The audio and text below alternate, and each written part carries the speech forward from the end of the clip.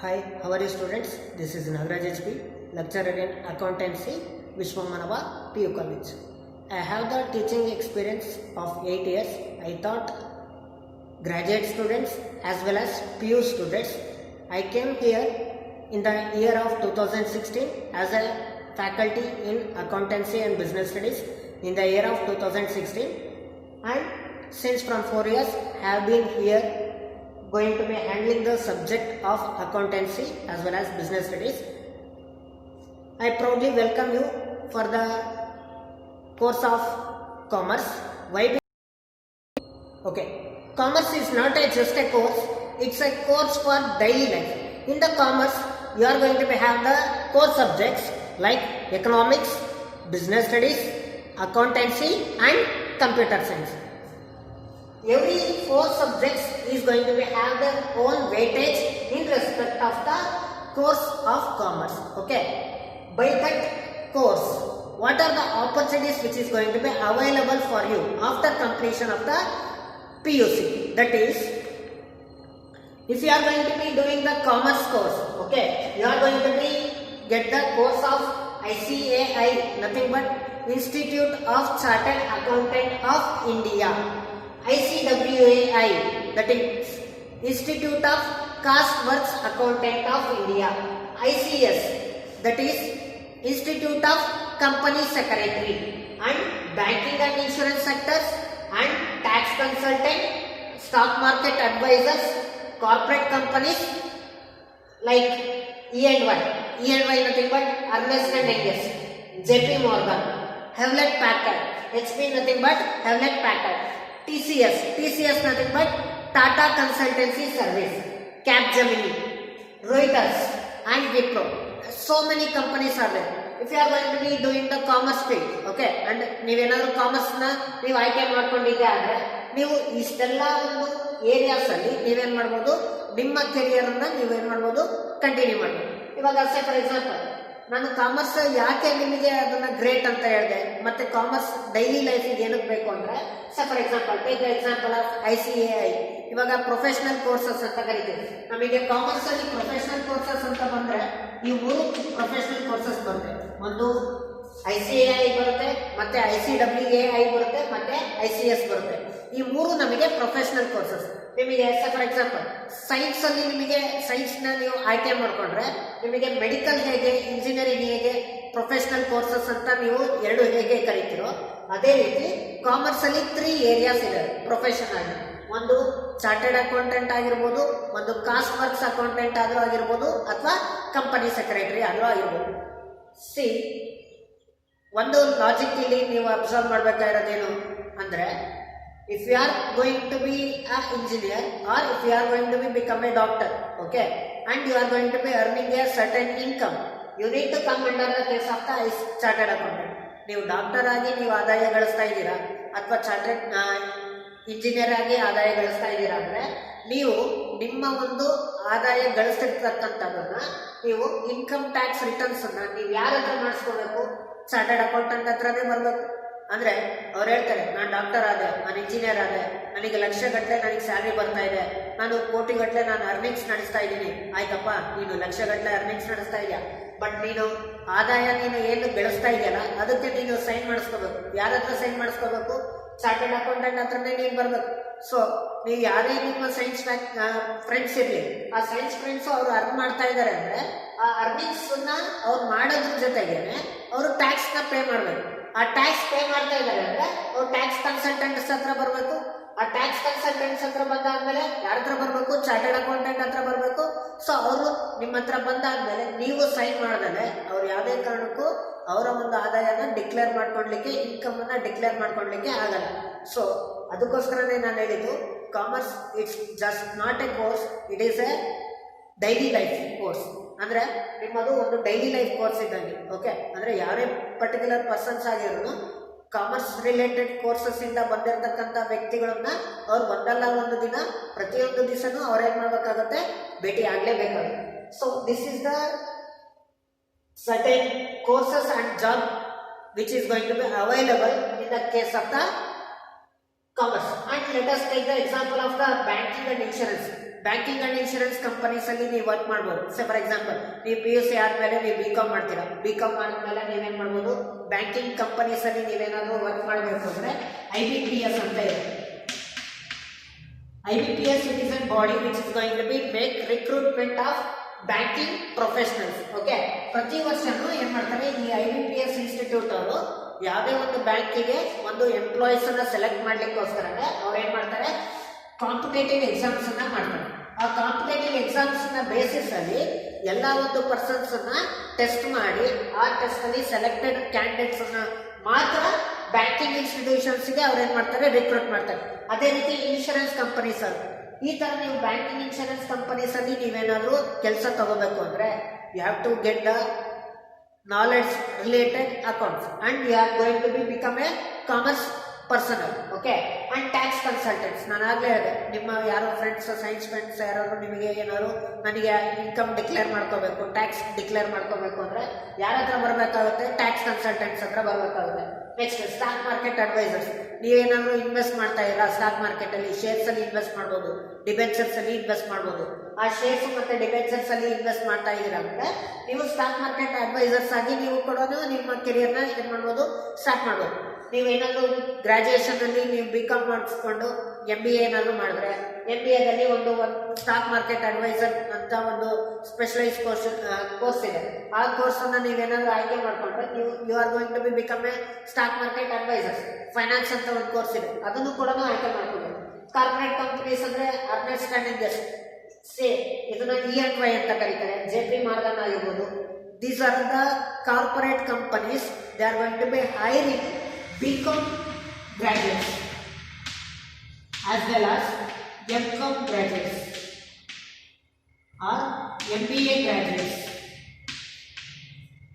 BCom ಆಗಲಿ MCom ಆಗಲಿ MBA ಆಗಲಿ ನೀವು ಮಾಡಿಕೊಂಡು ನೀವು ಇಂಥ ಒಂದು ದೊಡ್ಡ ದೊಡ್ಡ ಕಂಪನೀಸ್ ಅಲ್ಲಿ ನೀವೇನ್ ಮಾಡ್ಬೋದು, ನಿಮ್ಮ ಒಂದು ಕೆರಿಯರ್ ನ ಸ್ಟಾರ್ಟ್ ಮಾಡ್ಬೋದು.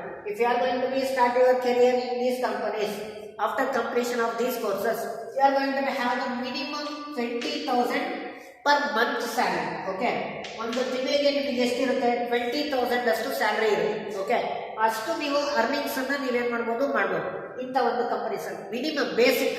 ನೀವು ಬರೀ ನೀವು BCom ಕಂಪ್ಲೀಟ್ ಮಾಡ್ಕೊಂಡು ಇಂಥ ಕಂಪನೀಸ್ ಅಲ್ಲಿ ಹೋದ್ರೆ 20,000 ಸ್ಯಾಲರಿ ಸಿಗುತ್ತೆ. ಅದೇ ನೀವೇನಾದ್ರು 1 ವರ್ಷ ಆದ್ಮೇಲೆ 2 years 3 years ಅಂದ್ರೆ ನಿಯರ್ಲಿ 40,000 60,000 ತನಕ ನಿಮಗೆ ಸ್ಯಾಲರಿ ಏನಾಗುತ್ತೆ, ಹೈಕ್ ಆಗ್ತಾ ಹೋಗುತ್ತೆ. So this are all the courses and job which is going to be available for the field of commerce. ಅಂದ್ರೆ ಇನ್ನೊಂದು ICA ಚಾರ್ಟರ್ಡ್ ಅಕೌಂಟೆಂಟ್ ಆದ್ರೆ ನಿಮಗೆ ಸ್ಟಾರ್ಟಿಂಗ್ ಸ್ಯಾಲರಿನೇ ಬಂದ್ಬಿಟ್ಟು 1 lakh ಮೇಲೆ. ಚಾರ್ಟರ್ಡ್ ಅಕೌಂಟೆಂಟ್ ಆದ್ರೂ ಆಗಿರ್ಬೋದು, ಕಾಸ್ಟ್ ಬಾಕ್ಸ್ ಅಕೌಂಟೆಂಟ್ ಆದ್ರೂ ಆಗಿರ್ಬೋದು, ಅಥವಾ ಕಂಪನಿ ಸೆಕ್ರೆಟರಿ ಏನಾದ್ರೂ ಆದ್ರೆ ನಿಮ್ಮ ಒಂದು ಮಂತ್ಲಿ ಸ್ಯಾಲರಿ ಬಂದ್ಬಿಟ್ಟು ಲ್ಯಾಕ್ ಮೇಲೆ ಇರುತ್ತೆ. So let us we discuss the next concept, that is ನಾನು ಆಗ್ಲೇ ಹೇಳಿದೆ ಕಾಮರ್ಸ್ ಅನ್ನೋದು ಒಂದು ಹೇಗೆ ಡೈಲಿ ಲೈಫ್ ಆಗುತ್ತೆ ಅಂದ್ರೆ you are going to be living in a certain society. ನೀವೇನಾದ್ರೂ ಒಂದು ಸೊಸೈಟಿಯಲ್ಲಿ ವಾಸ ಮಾಡ್ತಾ ಇದ್ದೀರಾ ಅಂದ್ರೆ ಆ ಸೊಸೈಟಿಯಲ್ಲಿ ಯಾರ್ಯಾರು ಇರ್ತಾರೆ, ಒಂದು ಪಬ್ಲಿಕ್ ಇರ್ತಾರೆ. ಓಕೆ, ಆ ಪಬ್ಲಿಕ್ ಜೊತೆಗೆ ಒಂದು ಬಿಸ್ನೆಸ್ ಇರುತ್ತೆ. ಆ ಬಿಸ್ನೆಸ್ ಮುಖಾಂತರ ಪಬ್ಲಿಕ್ಕಿಗೆ ಬೇಕಾಗಿರತಕ್ಕಂಥ ಒಂದು ಡೈಲಿ ನೀಡ್ಸ್ ಅನ್ನ ನೀವು ಇದು ಮಾಡ್ತೀರಾ.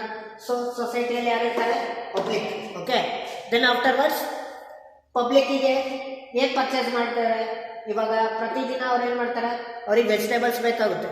ವೆಜಿಟೇಬಲ್ಸ್ ನ ಅವ್ರು ಪರ್ಚೇಸ್ ಮಾಡ್ತಾ ಇದಾರೆ ಅಂದ್ರೆ ಅವ್ರು ಅದರಿಂದ ಏನ್ ಮಾಡ್ತಾರೆ, ಫುಡ್ ಅನ್ನ ತಯಾರು ಮಾಡ್ತಾರೆ. Next apart from the vegetables ಅವ್ರಿಗೆ ಡೈಲಿ ನೀಡ್ಸ್ ಎಸೆನ್ಷಿಯಲ್ ಕಮಾಡಿಟೀಸ್ ಬೇಕಾಗುತ್ತೆ. ಅದಾದ್ಮೇಲೆ they are going to be have the market and bank and cafe and pharmaceutical companies and market zones bakeries. Okay, so ಇದಿಷ್ಟು ಒಂದು ಪಬ್ಲಿಕ್ಕಿಗೆ ಬೇಕಾಗಿರ್ತಕ್ಕಂಥ what's. ಅಂದ್ರೆ ನೀವು ಒಂದು ಸೊಸೈಟಿಯಲ್ಲಿ ವಾಸ ಮಾಡ್ತಾ ಇದ್ದೀರಾ ಆಸ್ ಅ ಪಬ್ಲಿಕ್ ಆಗಿ.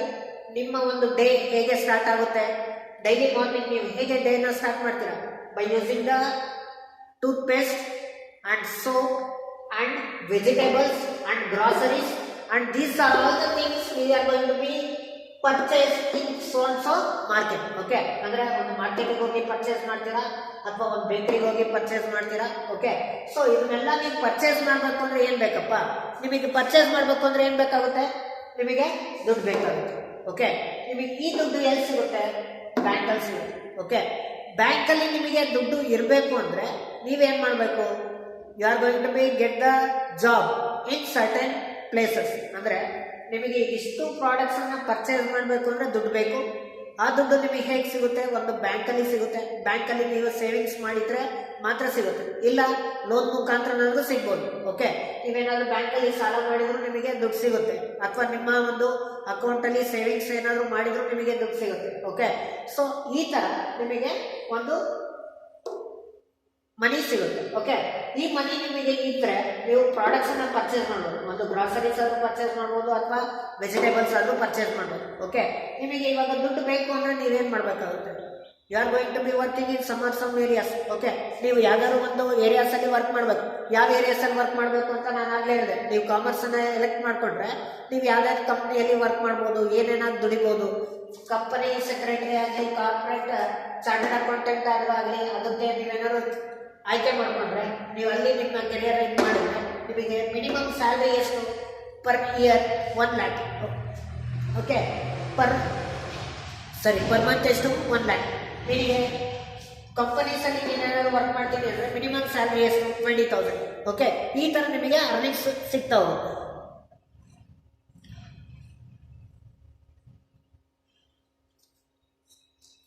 ಸಿಯಲ್ಲಿ ಆ ಪ್ರಾಡಕ್ಟ್ಸ್ ಬೇಕು ಅಂದರೆ ನಿಮಗೇನು ಬೇಕು? Business. Okay,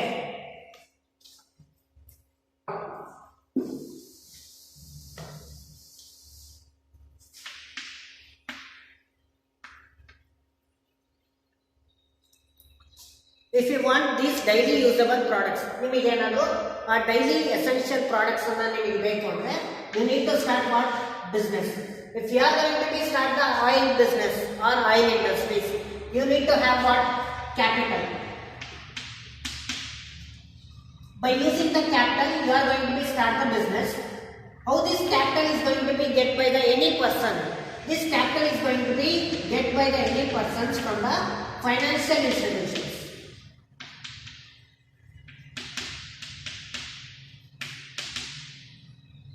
We are going to get the capital from what? Financial institutions.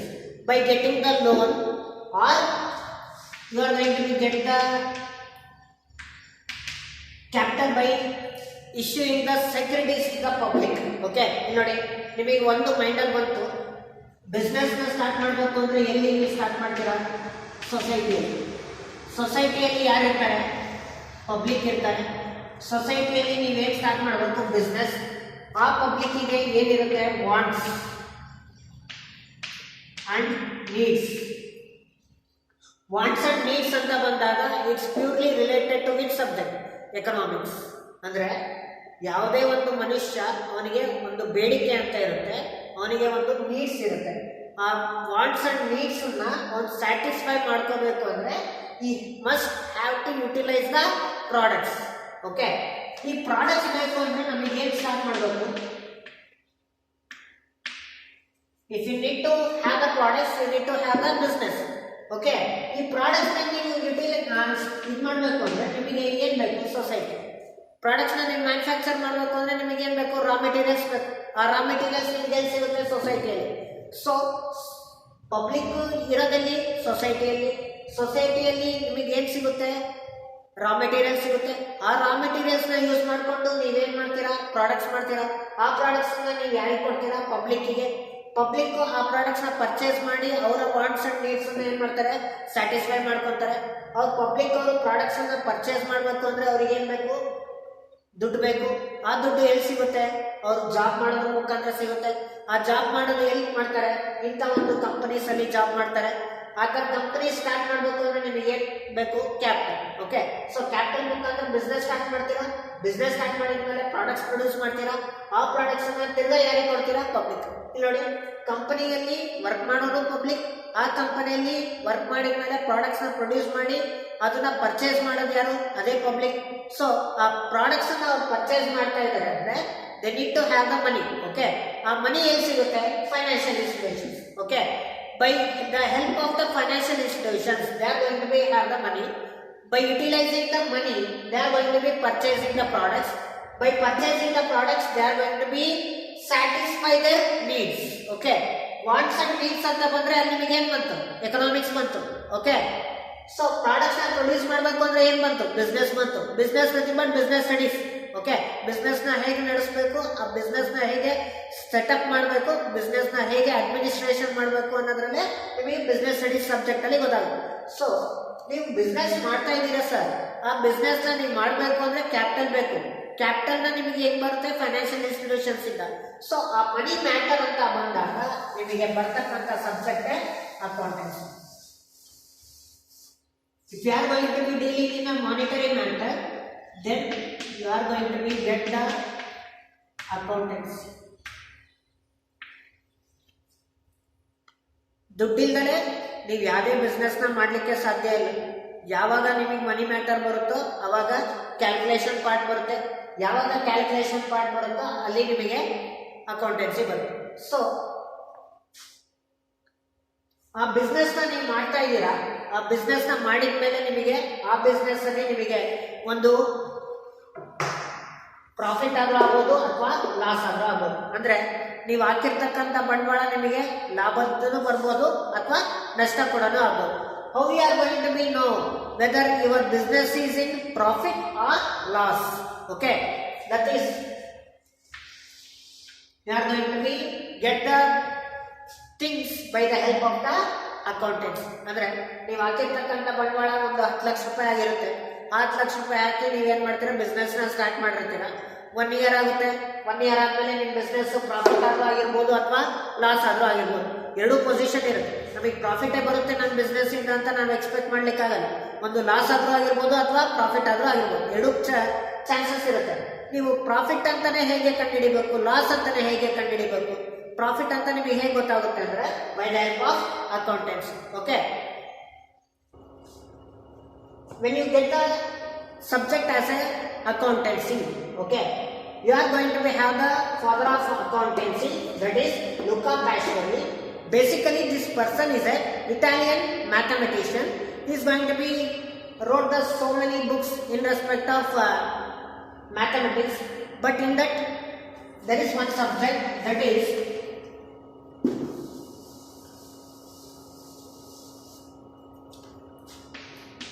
he wrote one book, that is Summa Day. In the book of Summa Day, he gave the one of the beautiful concept, that is double entry system. Double entry system of bookkeeping. This is the beautiful concept which is going to be given by the person Luca Pacioli. In the concept of double entry system, we are going to have the two types, that is debit aspect and credit aspect. Okay, let us know what exactly the debit and credit afterwards, but keep it in mind, this system is going to be given by the Luca Pacioli by his contribution in the field of accountancy only till now, from the year of 1940s. ಅಂದ್ರೆ ಅವನು ಯಾವಾಗ ಹುಟ್ಟಿದ್ದು ಅಂದ್ರೆ 1447ರಲ್ಲಿ.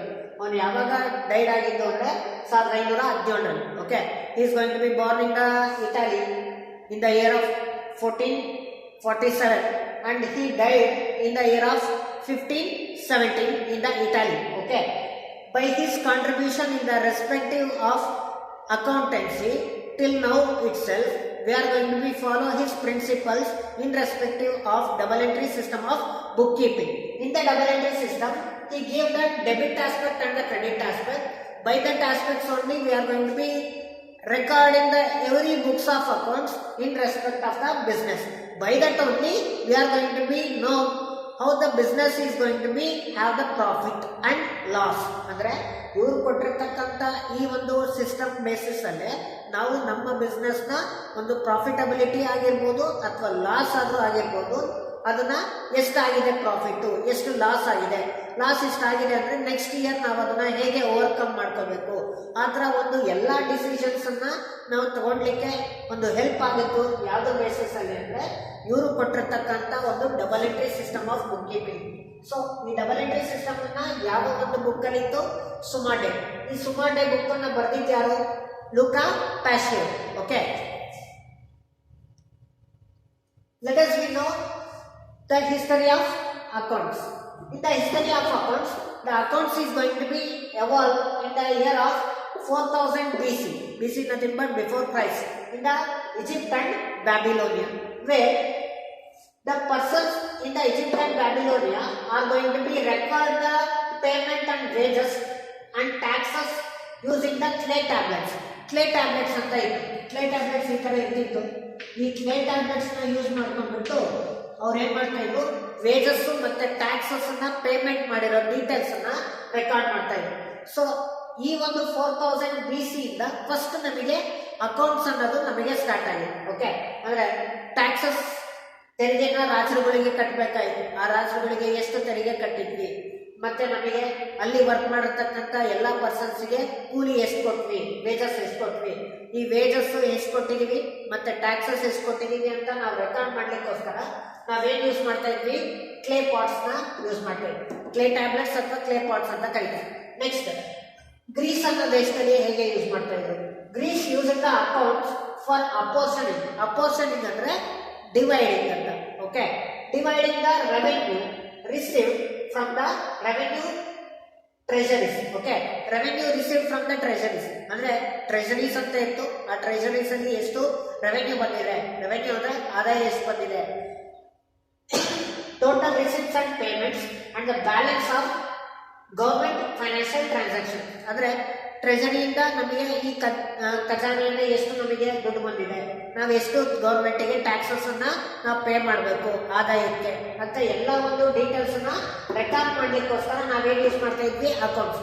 ಯಾವ ದೇಶದವರು? Greece.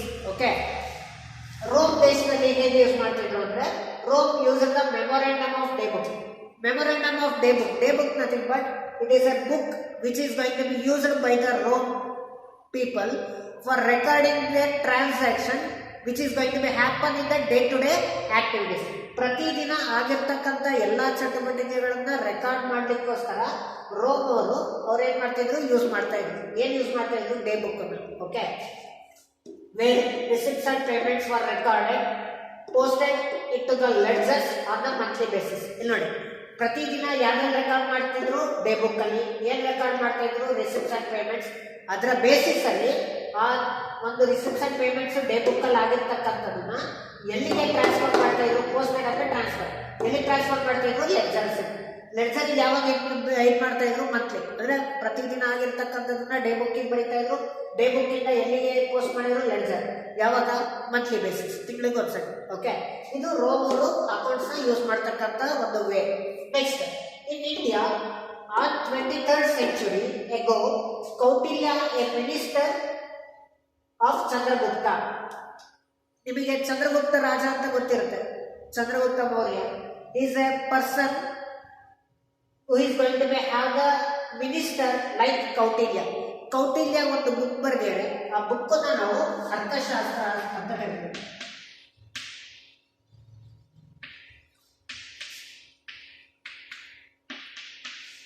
ಕೌಟಿಲ್ಯಾಸ್ ಅರ್ಥಶಾಸ್ತ್ರ ಅಂತ ಕರಿತೀವಿ. ಏನಂತ ಕರಿತೀವಿ? ಕೌಟಿಲ್ಯಾಸ್ ಅರ್ಥಶಾಸ್ತ್ರ. ಅರ್ಥಶಾಸ್ತ್ರ ಅನ್ನೋದು ಬಟ್ ಎಕನಾಮಿಕ್ಸ್. ಆಗ್ಲೇ ಹೇಳಿದೆ ನಿಮಗೆ ಕಾಮರ್ಸ್ ಅಂತ ಬಂದಾಗ ನಿಮಗೆ 3 ಸಬ್ಜೆಕ್ಟ್ ನಿಮಗೆ ಇಂಟರ್ಲಿಂಕ್ ಆಗುತ್ತೆ.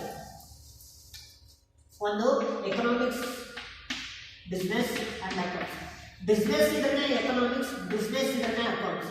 ವಿತೌಟ್ ಬಿಸ್ನೆಸ್ ಎಕನಾಮಿನೂ ಇಲ್ಲ ಮತ್ತೆ ಅಕೌಂಟ್ಸ್ ಇಲ್ಲ. ನಿಮಗೆ ಬಿಸ್ನೆಸ್ ಮಾಡಲಿಕ್ಕೆ ಕ್ಯಾಪಿಟಲ್ ಬೇಕು. ಕ್ಯಾಪಿಟಲ್ ಅಂತ ಬಂದಾಗ ಫೈನಾನ್ಷಿಯಲ್ ಮ್ಯಾಟರ್ ಆಗುತ್ತೆ. ಸೊ ಫೈನಾನ್ಷಿಯಲ್ ಮ್ಯಾಟರ್ ಬಂದಾಗ ಅಕೌಂಟ್ಸ್ ಬರುತ್ತೆ. ಸೊ ಬಿಸ್ನೆಸ್ ನ ಪ್ರಾಡಕ್ಟ್ಸ್ ನ ನೀವು ಪ್ರೊಡ್ಯೂಸ್ ಮಾಡ್ತಾ ಇದ್ದೀರಾ ಮತ್ತೆ ಸೇಲ್ಸ್ ಮಾಡ್ತಾ ಇದ್ದೀರಾ, ಅದರಿಂದ ಎಕಾನಮಿಯಲ್ಲಿ ಟ್ರಾನ್ಸಾಕ್ಷನ್ಸ್ ಆಗ್ತಾ ಇದ್ದಾರೆ, ನಿಮಗೆ ಎಕನಾಮಿಕ್ಸ್ ಬರುತ್ತೆ. ಸೊ ಈ ಅರ್ಥಶಾಸ್ತ್ರ ಅಂದ್ರೆ ಎಕನಾಮಿಕ್ಸ್. ಈ ಎಕನಾಮಿಕ್ಸ್ ಅನ್ನ ಫಸ್ಟ್ ನಮ್ಮ ಇಂಡಿಯಾದಲ್ಲಿ ಆ ಬುಕ್ ಅನ್ನ ಬರ್ದಿದ್ದು ಯಾರು? ಕೌಟಿಲ್ಯ. ಕೌಟಿಲ್ಯಾಸ್ ಅರ್ಥಶಾಸ್ತ್ರ ಅಂತ ಕರಿತೀವಿ. ಏನಂತ ಕರಿತೀವಿ? ಕೌಟಿಲ್ಯಾಸ್ ಅರ್ಥಶಾಸ್ತ್ರ. ಇದು ನಮ್ಮ ಇಂಡಿಯಾದಲ್ಲಿ ಅವ್ರು ಏನ್ ಮಾಡಿದ್ರು, ಕೌಟಿಲ್ಯ ಅನ್ನೋ ಒಂದು ಮಿನಿಸ್ಟರ್ ಚಂದ್ರಗುಪ್ತ ರಾಜನ ಒಂದು ಆಶ್ರಮದಲ್ಲಿ ಇದ್ದವರು ಏನು ತೋರಿಸಿದ್ರು ಅಂದ್ರೆ, how the transactions are going to be recorded in the books. Accounting records ಅನ್ನ ಹೇಗೆ ನಾವು ಟ್ರಾನ್ಸಾಕ್ಷನ್ಸ್ ಅನ್ನ ರೆಕಾರ್ಡ್ ಮಾಡಬೇಕು ಅಂತ. ನೆಕ್ಸ್ಟ್, ಇನ್ ದ ಇಟಲಿ, ನಾನು ಆಗ್ಲೇ ಹೇಳಿದೆ ನಮಗೆ ಅಕೌಂಟ್ಸ್ ಅನ್ನೋದು ಫಸ್ಟ್ ಅವರು ಸ್ಟಾರ್ಟ್ ಮಾಡಿದ್ದೆ ಯಾರು?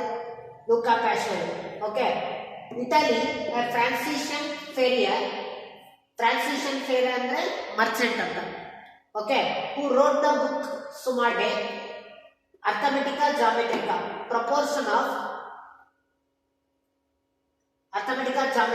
Proportion and proportionality, review of arithmetic and geometric proportion ಅಂತ. ಅರ್ಥಮೆಟಿಕಲ್ ಜಾಮೆಟ್ರಿಕ್ ಅಂದ್ರೆ ಏನು? Review of arithmetic and geometrical proportions. So ನಾನು ಆಗ್ಲೇ ಹೇಳಿದೆ ಇಟಾಲಿಯನ್ ಮ್ಯಾಥಮೆಟಿಷಿಯನ್ ಅಂತ. Italian mathematician basically is a merchant class, ಅಂದ್ರೆ ಒಂದು ವ್ಯಾಪಾರಿ, ಒಂದು ಸಮುದಾಯಕ್ಕೆ ಸೇರಿರ್ತಕ್ಕಂಥ ವ್ಯಕ್ತಿ. ಅವನು ಮ್ಯಾಥಮೆಟಿಷಿಯನ್. ಅವನೇನ್ ಮಾಡ್ದ, ಒಂದು ಬುಕ್ಕನ್ನ ಬರ್ದ, ಯಾವುದು ಸುಮಾಡೆ ಅಂತ. ಆ ಸುಮಾಡೆಯಲ್ಲಿ ನಮಗೆ ಏನಿತ್ತು, double entry system of book keeping ಇತ್ತು. ಆ double entry system of book keeping ಅನ್ನ ಬೇಸಿಸ್ ಅಲ್ಲೇ ನಾವೇನ್ ಮಾಡಿದ್ವಿ, ಡೆಬಿಟ್ ಆಸ್ಪೆಕ್ಟ್ ಮತ್ತೆ ಕ್ರೆಡಿಟ್ ಆಸ್ಪೆಕ್ಟ್ ಫೈಂಡ್ ಔಟ್ ಮಾಡಿದ್ವಿ. ಯಾಕೆಂದ್ರೆ ನಿಮಗೆ ಡೆಬಿಟ್ ಆಸ್ಪೆಕ್ಟ್ ಆಗಲಿ ಕ್ರೆಡಿಟ್ ಆಸ್ಪೆಕ್ಟ್ ಇಲ್ಲ ಅಂದ್ರೆ ನಿಮಗೆ ಅಕೌಂಟ್ಸ್ ಇಲ್ಲ ಅಂತ.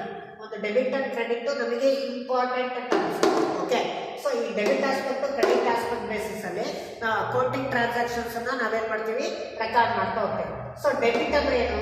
ಇನ್ Latin the debit we are going to be called as debita and debeo. Latin language ಅಲ್ಲಿ ಡೆಬಿಟ್ ಅನ್ನ ನಾವು ಡೆಬಿಟಾ ಅಂತ ಕರಿತೀವಿ, ಮತ್ತೆ ಡೆಬಿಟ್ ಯೋ ಅಂತ ಕರಿತೀವಿ. ಡೆಬಿಟಾ ಅಂಡ್ ಡೆಬಿಯೋ ಅಂದ್ರೆ ಓಸ್ ಟು ಪ್ರೊಪ್ರೈಟರ್ ಅಂತ. ಓಸ್ ಅಂದ್ರೆ ಪೇ ಅಂತ. ಓಸ್ ಅಂದ್ರೆ ಏನು? ಪೇ ಅಂತ. ನಾವು ಕೊಡ್ಬೇಕು. ಯಾರಿಗೆ ಕೊಡ್ಬೇಕು? ಪ್ರೊಪ್ರೈಟರ್ಗೆ.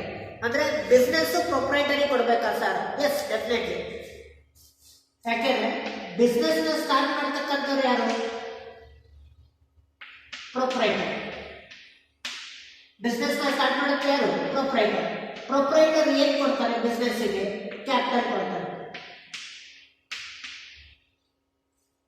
ಬಿಸ್ನೆಸ್ ನ ಸ್ಟಾರ್ಟ್ ಮಾಡ್ತಕ್ಕಂಥ ವ್ಯಕ್ತಿ ಯಾರು? ಪ್ರೊಪ್ರೈಟರ್. ಪ್ರೊಪ್ರೈಟರ್ ಬಿಸ್ನೆಸ್ ಗೆ ಏನ್ ಕೊಡ್ತಾನೆ? ಕ್ಯಾಪಿಟಲ್ ಕೊಡ್ತಾನೆ. ಸೊ ಯಾವಾಗ ಕ್ಯಾಪಿಟಲ್ ನ ಪ್ರೊಪ್ರೈಟರ್ ಬಿಸ್ನೆಸ್ ಗೆ ಕೊಡ್ತಾನೆ, ಅವಾಗ ಯಾವಾಗ ಪ್ರೊಪ್ರೈಟರ್ಗೆ ನೀಡ್ ಅರೈಸ್ ಆಗುತ್ತೋ, ಆ ನೀಡ್ ಅರೈಸ್ ಆದಾಗ ಬಿಸ್ನೆಸ್ ಏನ್ ಮಾಡಬೇಕು, ಅದೇ ಕ್ಯಾಪಿಟಲ್ ನ ಪ್ರೊಪ್ರೈಟರ್ಗೆ ಏನ್ ಮಾಡ್ಬೇಕಾಗುತ್ತೆ? ರೀಪೇ ಮಾಡ್ಬೇಕಾಗುತ್ತೆ. ಹಾಗಾಗಿ ಡೆಬಿಟಾ ಅಂಡ್ ಡೆಬಿಯೋ ಮೀನ್ಸ್ ಓಸ್ ಟು ಪ್ರೊಪ್ರೈಟರ್. ಅಂದ್ರೆ whenever the proprietor is going to have the financial needs, then the business concern is need to make the payment to the proprietor. So that is we are going to be called as debita and debio. And Latin language, the credit means credo. Credo nothing but trust or belief, ನಂಬಿಕೆ ಅಂತ. Latin language ಅಲ್ಲಿ credit ಅಂದ್ರೆ ಏನು? ಕ್ರೀಡೋ ಅಂತ. Trust ಅಥವಾ belief ಅಂತ ಕರಿತೀವಿ. So ಈ ಎರಡು ಟರ್ಮ್ಸ್ ಅನ್ನ ನಾವು ಯಾವ ಒಂದು ಬುಕ್ಸ್ ಅಲ್ಲಿ ನೋಡಿದ್ವಿ? ಸುಮಾಡೆ ಬುಕ್ ಅಲ್ಲಿ ನಾವು ನೋಡಿದ್ವಿ. ಅದನ್ನ ಡಬಲ್ ಎಂಟ್ರಿ ಸಿಸ್ಟಮ್ ಅಂತ ಕರಿತೀವಿ. ಏನಂತ ಕರಿತೀವಿ? Double entry system. So this is all about the history of accountancy. Okay, now let us know the meaning of accountancy. See, accountancy is a practice of recording. Recording of what?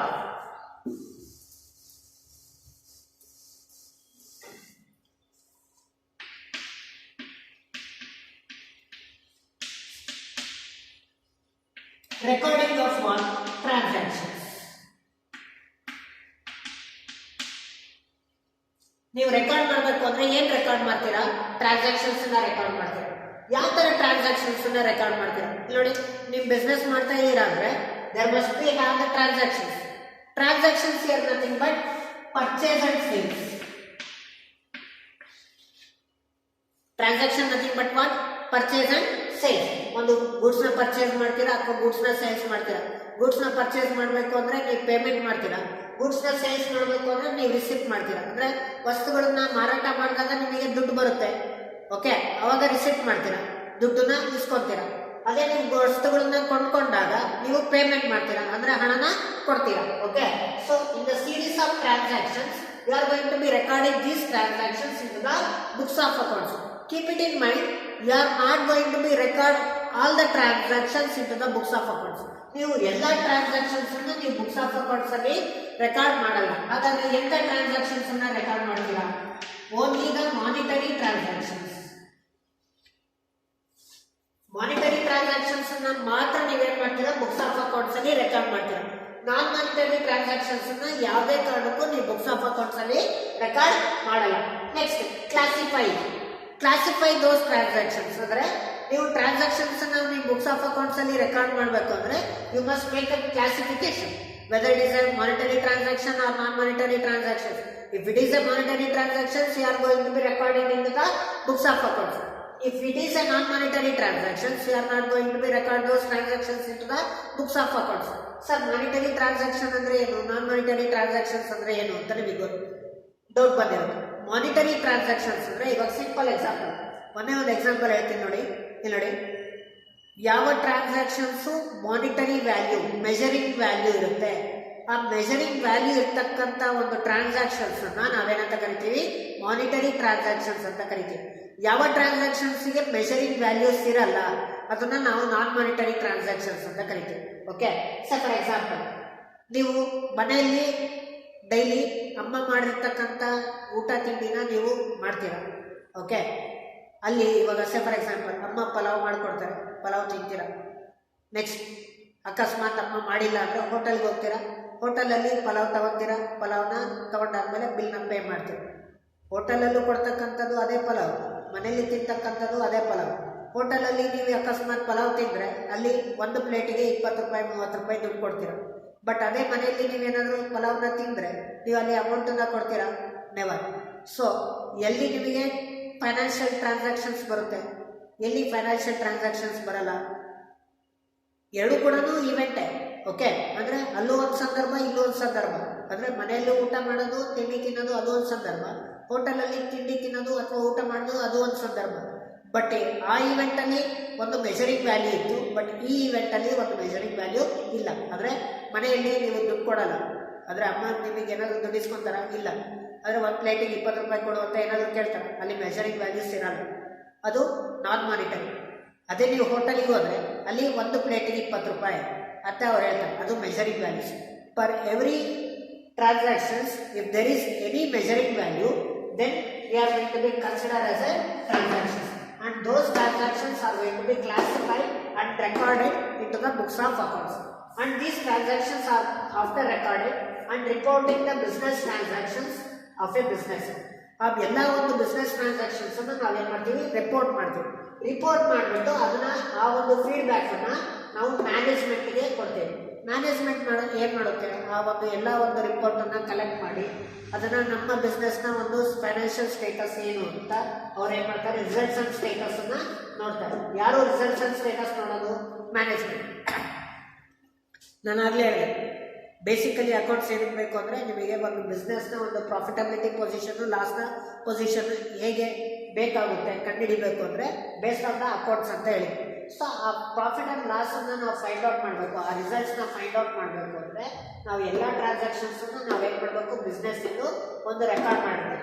ಆ record ಮಾಡಿದ ಮೇಲೆ ನಾವು ಎಲ್ಲ ಒಂದು business ಟ್ರಾನ್ಸಾಕ್ಷನ್ಸ್ನ ಒಂದು details ಫೀಡ್ಬ್ಯಾಕನ್ನು ಯಾರಿಗೆ ಕೊಡಬೇಕು, ಮ್ಯಾನೇಜ್ಮೆಂಟ್ಗೆ ಕೊಡಬೇಕು. ಸೊ ಮ್ಯಾನೇಜ್ಮೆಂಟ್ ಏನು ಮಾಡುತ್ತೆ, ಆ ಫೈನಾನ್ಷಿಯಲ್ ರಿಸಲ್ಟ್ಸ್ನ ಸ್ಟೇಟಸ್ನ ನೋಡಿಬಿಟ್ಟು ಅವ್ರೇನು ಮಾಡ್ತಾರೆ, ಡಿಸಿಷನ್ಸ್ನ ತಗೊತಾರೆ. ಸೊ ನಮ್ಮ ಬಿಸ್ನೆಸ್ಸಿಂದ ಪ್ರಾಫಿಟ್ ಆಯಿತು ಅಂದರೆ ಹೇಗೆ ಪ್ರಾಫಿಟ್ ಆಯಿತು, ಲಾಸ್ ಆಯಿತು ಅಂದರೆ ಯಾವ ಕಾರಣಕ್ಕೆ ಲಾಸ್ ಆಯಿತು, ಮತ್ತು ಆ ಕಾರಣದಿಂದ ನಾವು ಹೇಗೆ ಹೊರಗೆ ಬರಬೇಕು ಅನ್ನೋ ಈ ಎಲ್ಲ ಡಿಸಿಷನ್ಸನ್ನು ಯಾರು ತಗೊಳ್ತಾರೆ, ಮ್ಯಾನೇಜ್ಮೆಂಟ್ಸ್ ತಗೊಳ್ತಾರೆ. So this is all about the accountancy.